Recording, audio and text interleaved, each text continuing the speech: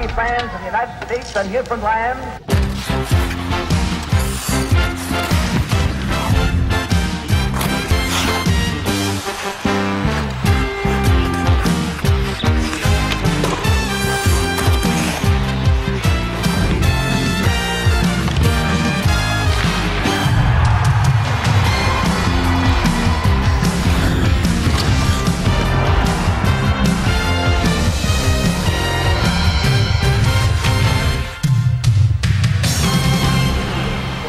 Next up is NHL hockey on the Genesis.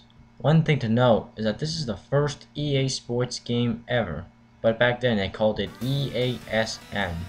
It also notes that it's made by Electronic Arts when EASN wasn't used much. Anyway, the game plays overview unlike the sideways direction, and it works quite well. What makes the game this fun is that the crazy things you can pull off without consequences. You can have the worst team dominate the best team if you have the skill. Speaking of skill, there's no difficulty setting. If you want a challenge, you have to take on the best teams in the league, thus adding to realism. But as the first EA Sports game, and it has its faults. To begin with, the controls are very slippery.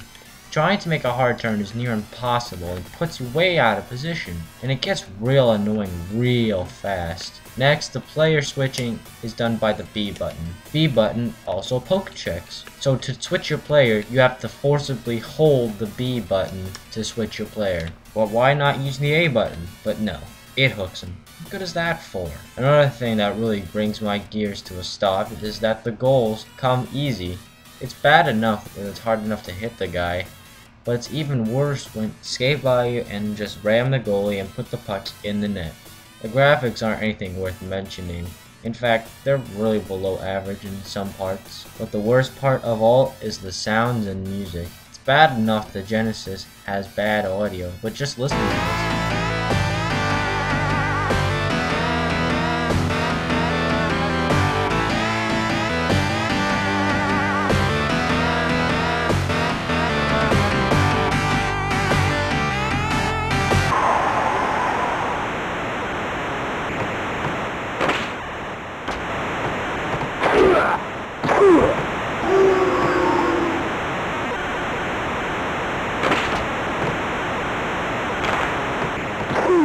Ugh, it bleeds the ears. The sound effects are garbage too. When the puck hits anything, it makes a totally out of context noise. But at least the game has lots of game modes, and for the time, that was really far ahead. It also has the NHL license, meaning there's everything required. There's a Stanley Cup, and there's all the teams. So we're a step in the right direction, and it's only gonna get better.